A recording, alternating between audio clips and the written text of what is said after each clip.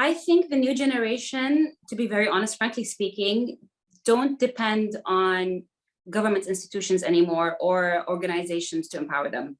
I think they're losing trust, to be honest, with higher authorities and politics and all that stuff. And they believe that change is in their hand.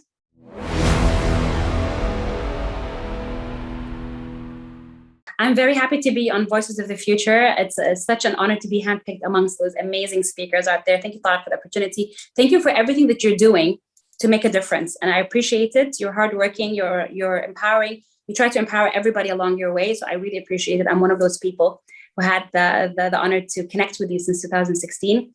Voices of the Future. I hope I'm going to live long enough to hear this voice in 40 or 50 years. I mean, it's an absolute honor. It really is a deep privilege to have you here with us. And you are already, as I said, a genuine voice of the future. And you are sparkling. You're going out there, connecting with people, and literally sprinkling your gold dust wherever you go. And thank you so much. But it's true. I mean, you're doing that at the World Economic Forum, at Harvard Business School, and within your own community, and you're very beloved. And I think that's really, really important. And it's lovely to have you. Imagine yourself, and I'm going to start with a difficult question. That here, you know, the message in a bottle. You put a message inside a bottle, and you throw it in the ocean. You throw it in the Indian Ocean and it goes away, and then you find it 10 years later. What is that wonderful little message that you would like to drop now? And we'll come back to it at the end of the conversation. While we are very busy trying to achieve the best for ourselves, let's not forget humanity. And life is more than just numbers and digits of income. It's more like relationships and connections that we really need to focus on. Lamya, you obviously are doing a lot of work in education and science and so on. What is the biggest area of passion and personal involvement with you? Okay, I discovered this a couple of years ago, is that whatever I am doing, whether it's in the academic field or the research and development or the community work I do, it's always a wow factor for me and a satisfaction when it's got to do with youth empowerment. So the part of academia I like is when I engage with the youth. The part of research and development is when I'm training the youth. The part of the community service is when I'm inspiring the youth. So I think it all revolves, whatever I'm doing with the three fields that I focus on is always revolving around how I can make or create chances for the youth and how it can be a source of inspiration and empowerment. Why are you focused on the youth as opposed to, and I'm not saying you shouldn't be, as opposed to women or any other demographic? Yeah, that's a good question. I mean, we come from an Arab country. In the Gulf countries specifically, we have a very high population of youth. So in Oman, we have more than 60%. That's power. If we invest in this group, then we are literally creating an army on our side to deliver whatever message we want, whatever vision that the country has. It can be done in the hands of these people, this age group that tend to be neglected because they're too young, or too small, or immature, or all that stuff. So I have, and this was sparked in 2011 during the Arab Spring. And I said, when these guys are not happy, a lot of things happen. So we need to make sure that we listen to them, see to their needs, and empower them, because they are really amazing. And I feel so much fulfillment when I'm actually close to them. Do you think that the Gen Z that's coming through, and Gen Alpha, and a couple of your kids are Gen Alpha, what is there for them? What should they look forward to? What is the excitement in their lives? I think the new generation, to be very honest, frankly speaking, don't depend on government institutions anymore or organizations to empower them. I think they're losing trust, to be honest, with higher authorities and politics and all that stuff. And they believe that change is in their hand. I mean, they have so much confidence. They have so many great ideas. And I think this comes because of the melting boundaries, that's happening now along the world. And they don't really listen so much to the governments anymore. And that's why I think we need to create people from the society that actually listen to them and kind of support them and guide them. And you hit a raw nerve for me, and that is trust. There is a trust deficit, not just in governments, in institutions, in organizations, in your corporation and companies that you work for. There's this lack and deficit of trust. What do we need to do, in your opinion, to overcome this deficit? I think we need to be very transparent. We need to communicate clearly. We shouldn't exaggerate goals and then don't deliver.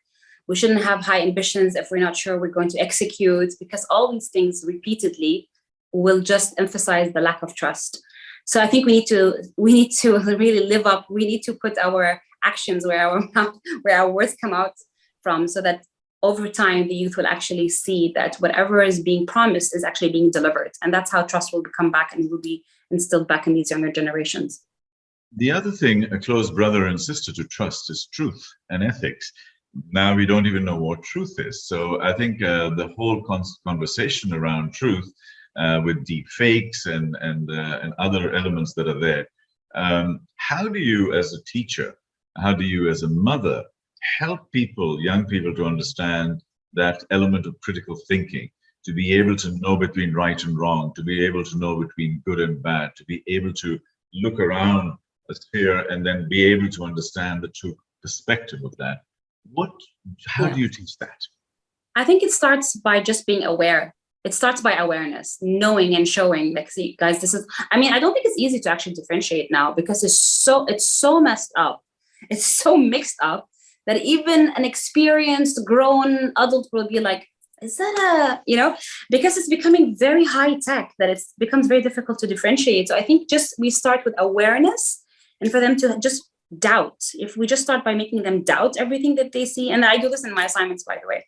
I give them fake news that's going around in WhatsApp viral, and I say, okay, this is bonus mark, 4 marks.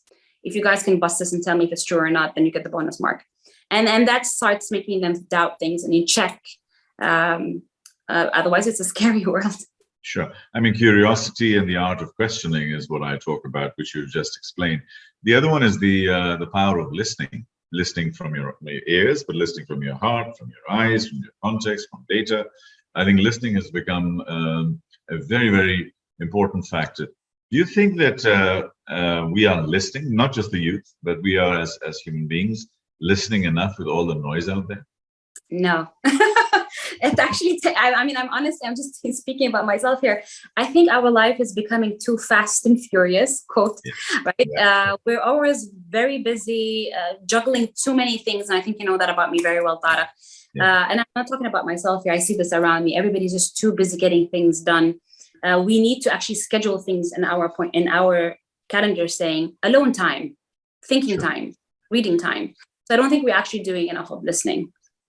Is this addiction towards success? Is this the new drug that we have? The constant drive towards success and measurement, and just because you talk about transparency, everything's so transparent, and honestly, we just pushing ourselves too hard. So just as a little story aside, when I come to Oman, I actually really enjoy it because people are just one level less frantic.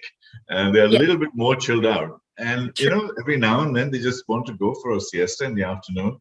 And I'm thinking to myself, I think they've got the picture right. Yes, no, we definitely still have it calm here.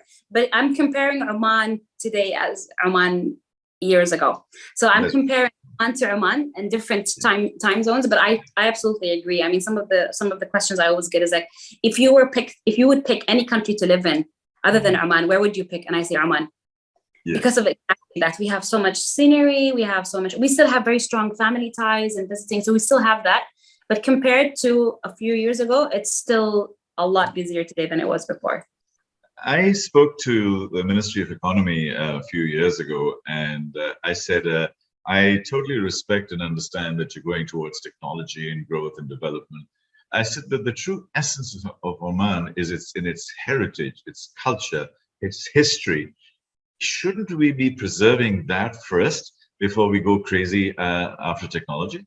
You know what, Tariq? I'm going to break some news to you that it was just released now. His Majesty Sultan Haytham just opened Oman Abr al-Tarikh, which is basically the largest museum, state of the art, that documents the entire history of the country over centuries and centuries. So it was just actually opened today, and it's a big buzz all over the country today. So I think they are aware and they are taking care, especially that we have the Ministry of Heritage that's doing some great stuff. So yeah, I think we still have that element, and I really hope we don't go all crazy digital as well at some point. The human touch is something that cannot be replaced by any fantastic technology.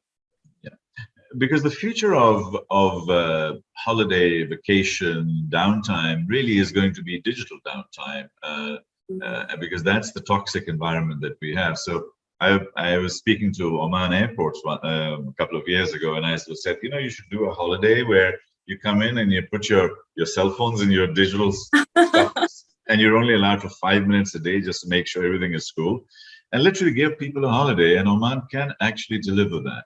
And the reason I'm saying that is that, you know me enough, Lamya, to say that the more digital we become, the more human we need to be, and the more connected we need to be, and the more, heartfelt we need to be. What are your thoughts in us being able to turn that around, and what do we need to turn that around? I think we just need to find the balance. I think the secret in everything is to have a balance. I mean, not using anything digital as an extreme, and being all, high tech is also another extreme. Because I remember this one person was discussing that, in the future, you don't have to spend too much time putting your son to sleep, because then there's a robot who reads a bedtime story. And I'm like, that's awful. I wouldn't want that to happen, because that's my bonding time with my kids. So I guess it's just finding the balance between what can the digital world replace that is actually just a time waster, like a true time waster for humans, like the automation of things. But when we get to things that's got to do with relationships, I think that's a big no-no.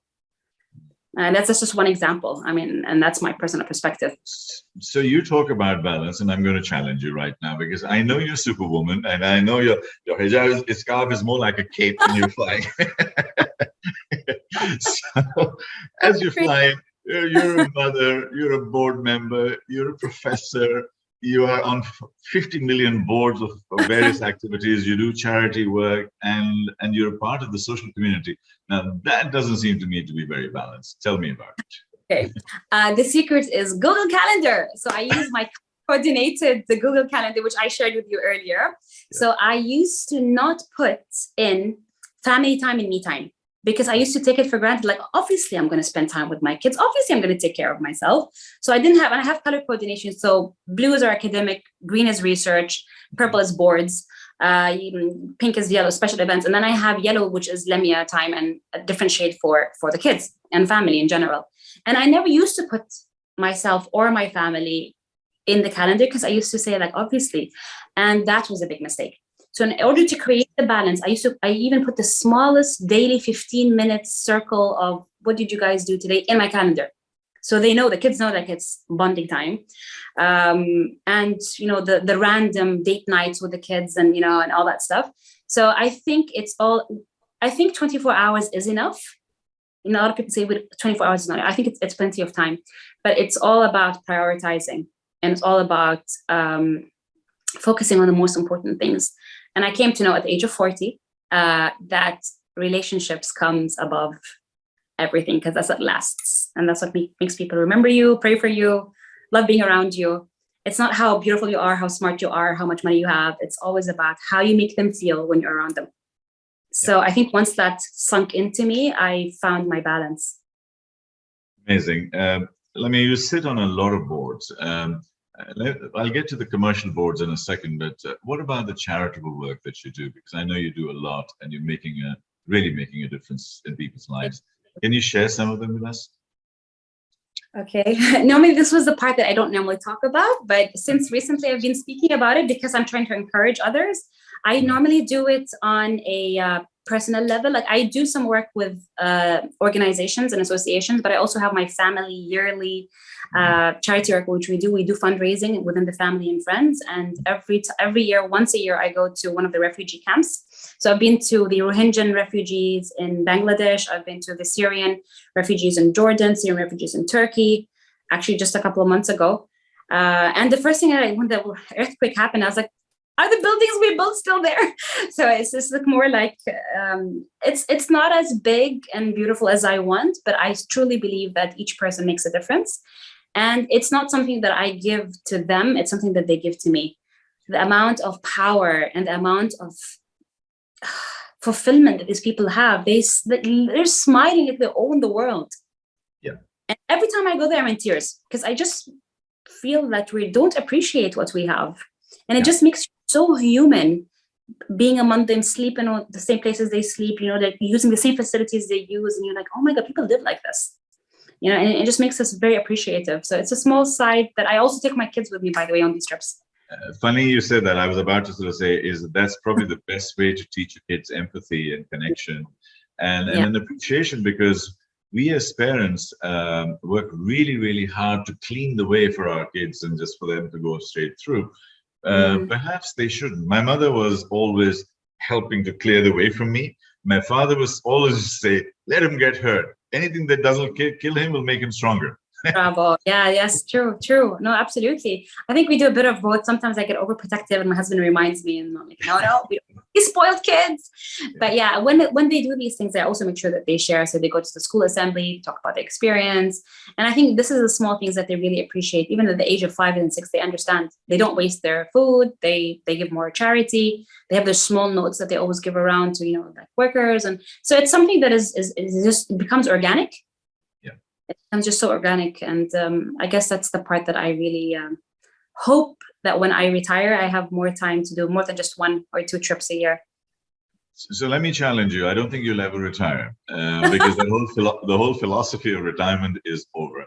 And you mentioned about your kids, basically losing trust a little bit. But, there's another variable that you need to think of. There are a lot of studies on longevity at the moment. You are likely to live to 100. Your kids to about 120, and your grandchildren to about 150.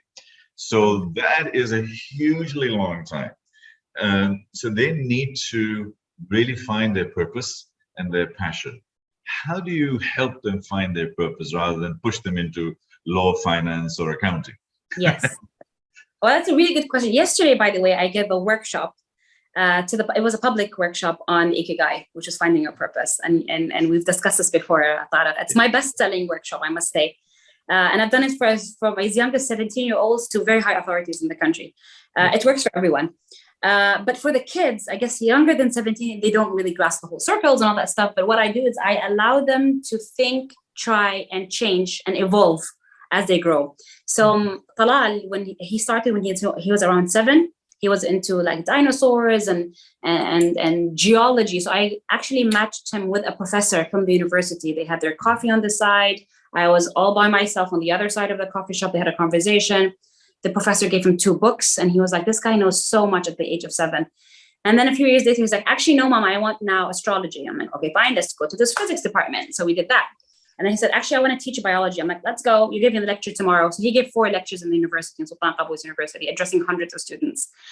And then he changed into criminology and psychology. So basically, the point is that we allow them to explore and try different things so that when the time comes, they understand their choice because they've been through the process. They read about it. They met people. They've Googled it, watched YouTubes. So I just let it evolve organically. And I always tell them that you have the freedom to do whatever, but I see that they're influenced by my career because all 3 of them love science. And although I never pushed them to it, because maybe I talk a lot about what I do a lot, so they understand it more. Yeah. You're an inspiration and a mentor, so it's perfectly natural. But at the end of the day, they should find their purpose, and they should feel that whatever they choose, you will be just as proud of them, and they don't have to follow you, but follow them. Although that's a scary one to say, because Talal said, he said, Mama, what if I just take like YouTubing as a career and I don't finish my education at all? And I said, Talal, YouTube is like a fashion. It's going to change in a few years and it's not going to be a job anymore. So you need to have a backup degree to help you after that's gone out of fashion. So that's a nice segue for me to ask the big question for today. Do you think, as an educationist, that the current education system is preparing our kids for the future?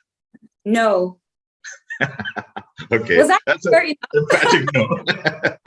Okay. No, and here's why. I mean, this is a funny discussion here because we had some alarming emails like, oh, Chat GPT is around and I know all these students using it. I'm like, guys, it's not their problem. It's our problem. We're outdated. We need to learn as academics, we need to learn how to teach in the presence of this hijacking technology that's making their life easy, which is no problem. Like we used to have to learn the periodic table. Nobody learns periodic table now because you don't need the periodic table to be memorized. Yeah. So I think we are definitely not keeping out of date. I'm not happy with the educational system. So that when my kids complain, I say, fair enough, I understand. But there's so much that needs to be done on a personal level, but that works more for the older kids. But we definitely need to do a lot more than what's happening. There's a lot of improvement, but if we're going to stick to textbooks, then we will not even have the time to change the textbooks between one year and another. Yes. So we need totally different. We need to revolutionize the way we teach. 100%. And I also say you have to go back to first principles as far as teaching is concerned. And it's actually about learning and learning yes. how to learn and building really. From there. So the current education system is out of date by today, let alone for tomorrow. Another statistic, a data point from McKinsey, that by 2030, 60 to 70% of the jobs that exist today will not exist then. So we are training people for jobs that don't yet exist and capabilities that we don't know how to develop or what to develop.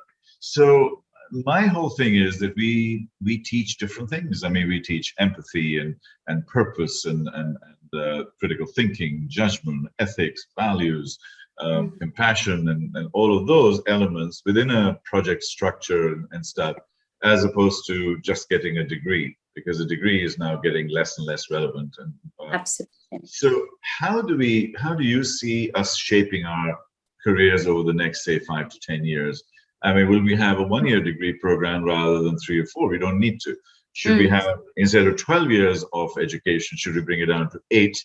And rather than starting at 5, we start at 8 or 9 and let the kids enjoy more fun and games and whatever.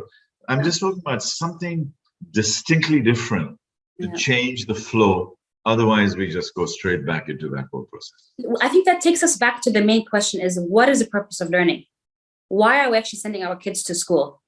Is it for them? I mean, if we go back to the root cause of why are we actually teaching them? Is it because we want them to be ideal citizens that serve the country, which I think is probably the goal for most countries? Then why don't we have custom-made, tailored programs that fit the needs of that country? So why don't we have programs, for example, Oman has a lot of strengths and focus on specific areas. And we have our vision. Every country has their vision now. Yeah, you have Oman Vision 2040, you have Saudi 2030, and then you have the Emirates. So everybody has these visions, and the visions have pillars. So if we should actually teach the children how to fill the jobs that the country needs. Because what happens now is that we have 80,000 people looking for jobs, because they're all highly educated, but the jobs is what the job market needs. So if we actually train these students and teach them according to the needs of the country, then we will reduce the number of people who are looking for jobs or who are jobless. So I think that, and we also have the globalization and the global citizen. So you want to also prepare the kids to go, and if they want to decide to live in America or the West or the East, then they also have to have their set of basic knowledge and basic skills that they can actually fit in different countries. I've been talking to a lot of people. On the 17th, I am actually attending a program on the future of education. I'm leading a session. And so there's Minerva School, there's London Interdisciplinary School, there are many other schools that are coming in.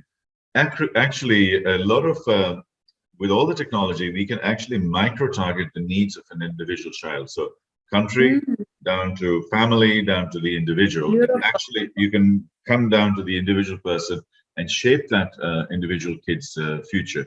So a lot of that has started happening. One of the schools is a traveling school, and they have campuses in 4 countries every year, and they keep changing the countries. This year is Bosnia, Japan, one in Africa, one in Latin America. So if you have a 15, 16-year-old kid to go to summer camp, send them to Bosnia. I mean, can you imagine how much they will learn in 8 weeks? So. Yes. And then that gets credited to their program and their learning. So I think as parents, we need to reshape our thinking process and sort of say, I think if they can grow and develop, it would just be an amazing thing. Absolutely. Let's pivot towards your your business career, which is also outstanding and extremely successful. And I know because I have opportunity to work with you. World Economic Forum, young global leader. Tell us about that. That must have opened a lot of new opportunities for you. Yeah, absolutely. That's the highlight since 2020. So in 2020, I was selected as the young global leader by the World Economic Forum. Luckily, I was not 40 by then, because you need to be at least 38 to be nominated. So I just made it. It opened a lot of doors. It was fantastic. The network that is available to you as a young global leader, it just allows you to have, you're literally a WhatsApp message away from a global leader all over the world. So basically pick the country, and I say, yes, I can get you connected.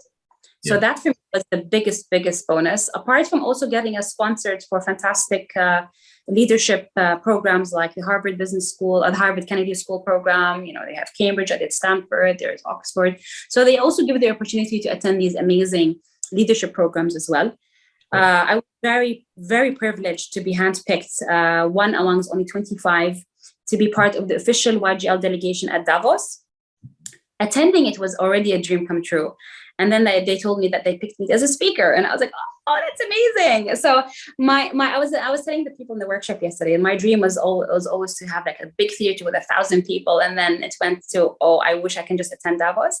So being on stage with the ministers, you know, and being with all these, you know, CEOs, and then the respect that I felt as a scientist and as a professor was really, really profound. I actually came back to Oman with a different attitude and mindset. And I said, guys, these people really respect science, technology, and academics. You know, they put them in the right place. So it gave me more self-appreciation, and it also opened a lot of doors. You are also a board member in a public listed company in Oman. And so firstly, congratulations on that.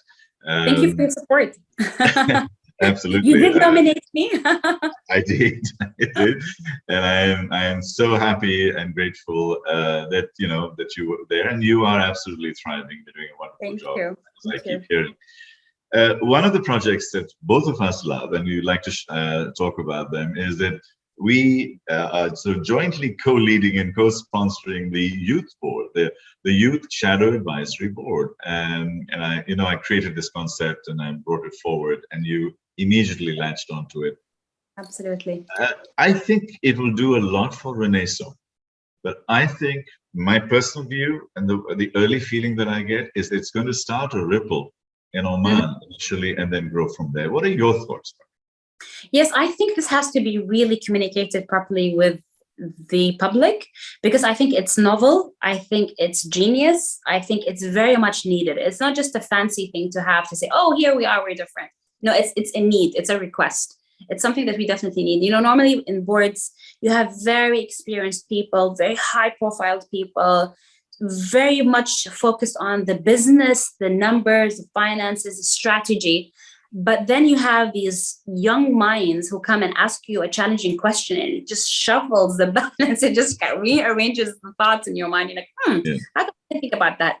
So it's beautiful to have that nice set of extra, brains and pair of eyes that kind of gives you a different perspective to whatever you are discussing. It's really impressive how these people can just throw in a question or a word and just it sparks an idea or solves a problem. Yeah. And they're as young and as old as 29. So we have a nice range, and they're international and they're Omani. So there's so many benefits. It's a reverse mentorship. So basically we get mentored by them and they get mentored by us, which is really nice. Always a win-win. And they also offer these educational modules that they get so up to date with the future and future modules and all that stuff. And they get the experience. And I guess it's one of the projects that's very dear to my heart. And I think we need to communicate this a little bit more. Inshallah, we will. And I think the concept that I had is that you have the young Omanis with the young international people. And then when they start the exchange, everybody, all the boats will rise, because the collective knowledge and the interaction will create more opportunities and more learning and development. And I think that's going to work really well. So moving forward, in terms of your business life, can you please give us a vision of Lamya at 50? What have you achieved in the next 10 years? I hope top of the range Range Rover, maybe. Yeah, I guess enjoying life, traveling more, spending more time with the family, which I'm trying to start from now, not to wait for too long. But definitely working smart, so more like supervising work done by others while I enjoy life rather than doing all the hard work myself. So that's where I see myself, inshallah. Let's try and put you in a time machine and take you into when you were 100 years old, and you're there and you're looking back and you're still just as, mashallah, just as beautiful, and you're there and you're looking back and sort of saying, okay, I was called Voice of the Future 60 years ago. Being the voice of the future, did you make a difference, and what was that difference you made? Well, I hope that I'm gonna have a large percentage of people saying, thanks for making a difference in my life.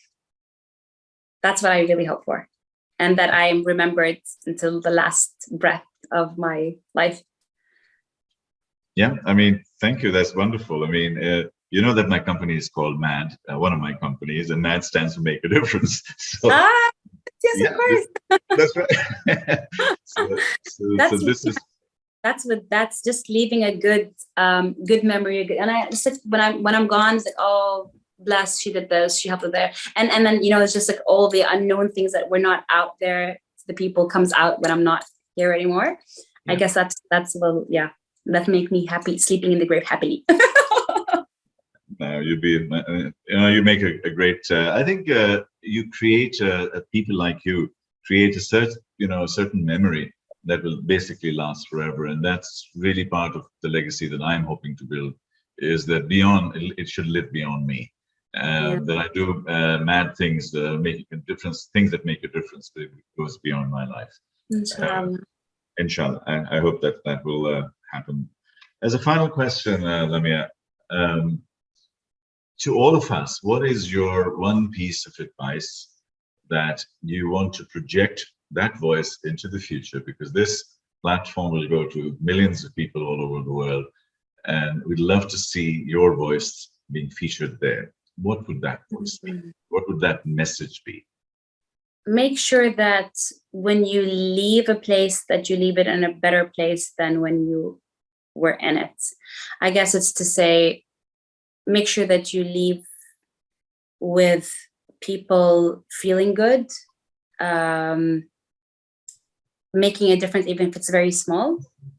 Because sometimes people underestimate the power of the little things. And there's a lot of little gains, and we tend to oversee that sometimes. Thank you. Lovely message. So what are your views on hardship and failure? I think they are very, very important in making you a stronger person, wiser person, more mature person. And out of my experience, in the most difficult times where I thought that was the end of me, my career, and all my shiny days, all the amazing things, the World Economic Forum, the L'Oreal UNESCO Award for Women in Science, the World Academy of Science, you mentioned it was all after my deepest dive. And I really want to say that because I'm sure as people hear this, a lot of people might be in that the valley of disappointment. And I just want to say, hang on there, because the shiny days are literally, there is definitely light at the end of the tunnel. And sometimes it's so bright and you're like, wow, I thought, how can I not see this when I was in the tunnel? This is a very strong message because a lot of people feel like they're alone.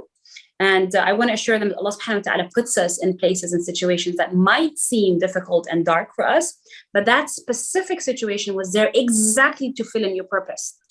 So the difficult times that I passed by in my life were exactly what I needed to be able to empower the youth, understand them and feel them and empower them. So once I recovered, I was like, thank God I went through that. I would have never actually related to these problems if I hadn't experienced it myself. So I think this is one thing that I really like to talk about, because I feel like it touches every person, because everybody goes ups and downs. That's how the ECG looks like. An alive person has an ECG, but if you're dead, then, then there's no action in your life. So if it's going down, make sure that it's going to go up again. Dr. Lamya Al Haj, you're an amazing, amazing person. You're an inspiration to a whole generation. You're inspiration to women, to your nation, and to all of us. Thank you very much indeed. We're very grateful and hope to see you soon. God bless. Thank you. Take care. Thank you. Thank you. All the best.